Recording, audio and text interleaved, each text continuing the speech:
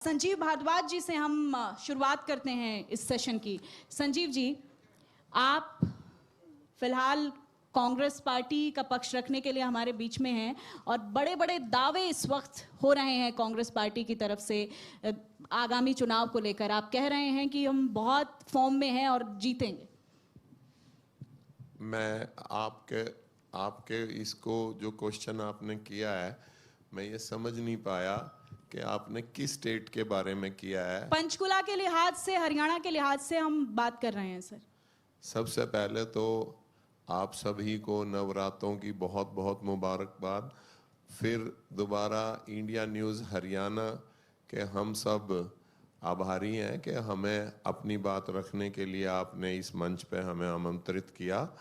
जहाँ तक आपके इस क्वेश्चन का सवाल है, हमारा देखिए, हमारा चुनाव से कोई इतना बड़ा लेना देना नहीं होता। हमारी पार्टी की एक विचारधारा है कि हम आम आदमी की सेवा के लिए राजनीति में हैं। अब आम आदमी मौजूदा सरकार से, चाहे वो केंद्र की सरकार हो चाहे राज्य की सरकार हो, इतनी पीड़ित है। तो हमारा कोई उत्साह की बात नहीं है कि हम चुनाव जीत रहे हैं या वो। हम तो इसलिए खुश हैं कि भाई हम लोगों के दुख दर्द में खड़े हैं, हमेशा खड़े रहेंगे। वो लोगों के ऊपर है। लोग अगर हमें मौका देंगे तो हम सत्ता में बैठ के सेवा करेंगे, नहीं देंगे तो सत्ता से बाहर रह के सेवा करेंगे। संजीव भारद्वाज जी, आपने पार्टी की विचारधारा की बात की। आपकी पार्टी की विचारधारा समय समय पर आपके पार्टी के जो वरिष्ठ नेता हैं वो मीडिया के सामने, सार्वजनिक मंचों पर रखते रहते हैं। जिस तरह अभी कुछ दिन पहले ही हुड्डा साहब का एक बयान बहुत चर्चाओं में रहा, इसी मंच पर कुछ देर पहले भी उस पर चर्चा हुई। तो पार्टी की ये विचारधारा है कि 4 अलग अलग जातियों को साधने के लिए 4 अलग अलग डिप्टी सीएम बनाए जाएंगे। आप कुछ और जो विचारधारा है वो बता रहे हैं, लेकिन इन बयानों से पार्टी की जो विचारधारा है वो कुछ और ही हरियाणा की जनता के समक्ष जाती है। नहीं, ऐसा नहीं है। हमारे आदरणीय भूपेंद्र सिंह हुड्डा जी ने जो स्टेटमेंट दी है वो उनके निजी विचार से प्रभावित ज़्यादा थी। जहाँ तक पार्टी का सवाल है, वो अपने हाई कमान को, अपनी विचारधारा को रखेंगे। हाई कमान उसको माने या ना माने, ये हाई कमान के ऊपर है। हमारा एक संगठित परिवार है जिसका नाम कांग्रेस है और उसके जो शीर्ष नेतृत्व है, सभी लोगों की, सभी अपने जितने भी, जैसे हमारे आदरणीय हुड्डा साहब हैं, कुमारी शैलजा जी हैं, रणदीप जी हैं, ये जितने भी हमारे स्टेट के लीडर हैं, ये अपनी विचारधारा को रखेंगे। वो जो भी फैसला होगा वो हमारे हाई कमान से होगा। ठीक है, रंजीता जी से इसका जवाब ले लेते हैं। रंजीता जी, पब्लिक डोमेन में एक लीडर कोई बयान देता है, उसके बाद फिर उस पर रिएक्शंस आते हैं कि they are not authorised for this. आप इस निजता पर क्या कहेंगी, जो कांग्रेस पार्टी में निजता का सिलसिला बढ़ता चला जा रहा है?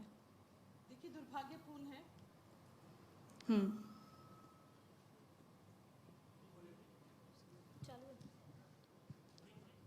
दुर्भाग्यपूर्ण मानती हूँ मैं इस बयान को, क्योंकि बहुत लंबे समय तक इस पार्टी में रही हूँ और इस पार्टी में समय बिताने के बाद पता चला कि जितने सिर हैं उतनी ही तलवारें हैं। जो बयान दिया जाता है कि हाईकमान इस बात को माने या ना माने, 10 साल इस पार्टी में रहकर मैंने महसूस किया है कि जितने सिर हैं उतनी ही तलवारें हैं और वो तलवारें ज़बरदस्त तरीके से एक दूसरे पर चलती हैं। ये वो पार्टी है जो अपने जिंदा कीड़ों को मारकर जिंदा होती है। निश्चित तौर पे प्रवक्ता मजबूर होते हैं, क्योंकि किसी न किसी नेतृत्व को वो अपना आका मानते हैं और जब दूसरों की बात की जाती है तो वो निजी बयान बन जाते हैं। पर मैं ये मानती हूँ कि जब हरियाणा की विकास की बात होती है, हरियाणा के काम की बात होती है, तो लोग और जनता, उनका मूड सिर्फ भारतीय जनता पार्टी की तरफ होता है, क्योंकि काम ही यहाँ पर होते हैं, वहाँ तो सिर्फ लड़ाइयाँ होती हैं।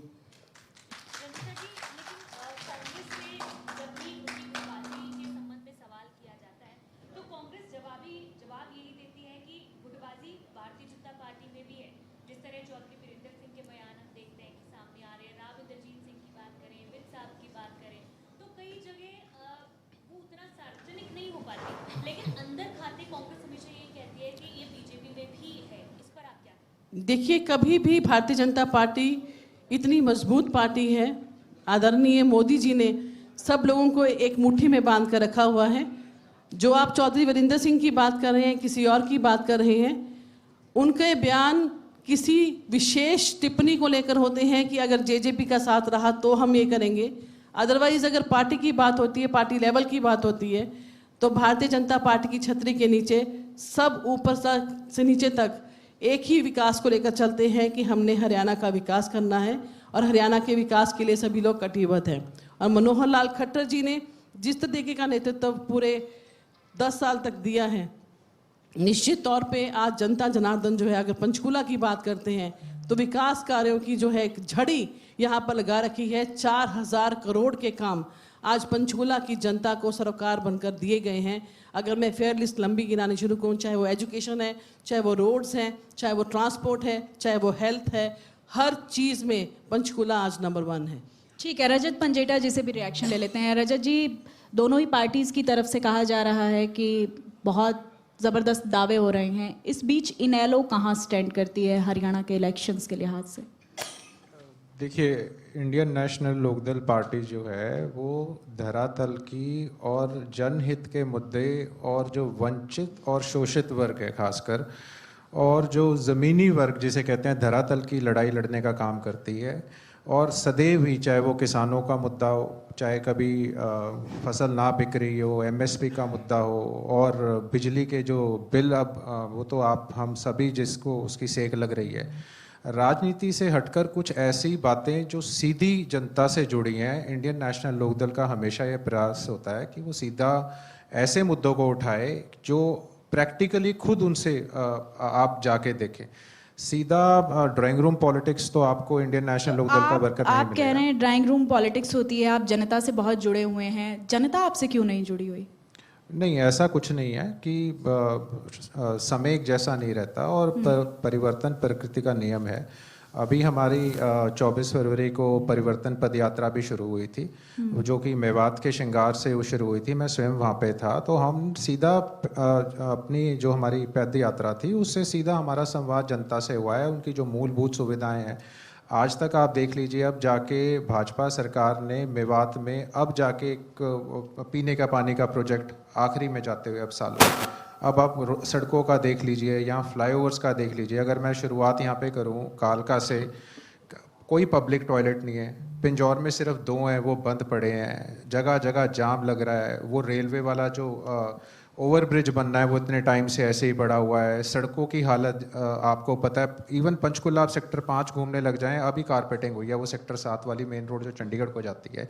बहुत सी समस्याएं अगर हम उठाना है, और माइनिंग के जो ओवरलोडेड जो ट्रक्स चल रहे हैं यहाँ पे, रत्ता वाला ले लीजिए, रायपुर से ले लीजिए, वो सड़कें टूटी पड़ी हैं। वो उसका तो स्वयं सबको पता है, आप अपनी टीम 20 मिनट का काम है, वो सारी की सारी रिपोर्टिंग अभी आपको जो है वो धरातल की सच्चाई सामने दिखा देंगे। तो केवल हरियाणा के ऊपर कर्ज चढ़ाना जो है, अभी 3-3.25 लाख के आसपास का कर्ज है हरियाणा का।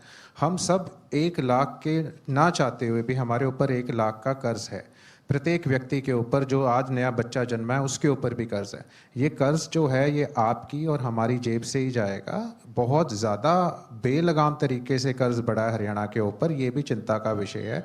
हाँ, और जहाँ तक पंचकुला की बात है, मैं स्वयं एक बारी मेरे को जाना पड़ गया, कोई मरीज़ थे इमरजेंसी के अंदर, तो उस समय बारिश हो रही थी। मुझे पता है नया भी बन रहा है, नई बिल्डिंग भी बन रही है, लेकिन वहाँ पानी टपक रहा था इमरजेंसी के अंदर उस वक्त, और वो बार बार ये कोशिश कर रहे थे कि यहाँ इमरजेंसी से आप अपने मरीज को किसी प्राइवेट हॉस्पिटल में ले जाएं।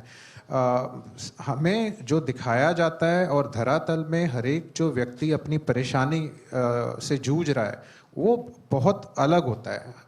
ये शुगर कोटेड ऊपर से लुभावनी नेताओं वाली बातें कम से कम मैं यहाँ नहीं करूँगा। जो हमारी कुछ होगी कमी हम उसे भी एक्सेप्ट करेंगे, लेकिन आज जो जनता जूझ रही है, हम अपने समय में खजाना भरा छोड़ के गए थे। हरियाणा का एक लौती इंडियन नेशनल लोकदल की सरकार थी जिसकी सराहना एशिया में हमने टॉप किया था एक बारी 2004 के अंदर, कि सबसे बेस्ट वेल मैनेज्ड बजट जो है वो हरियाणा स्टेट का था।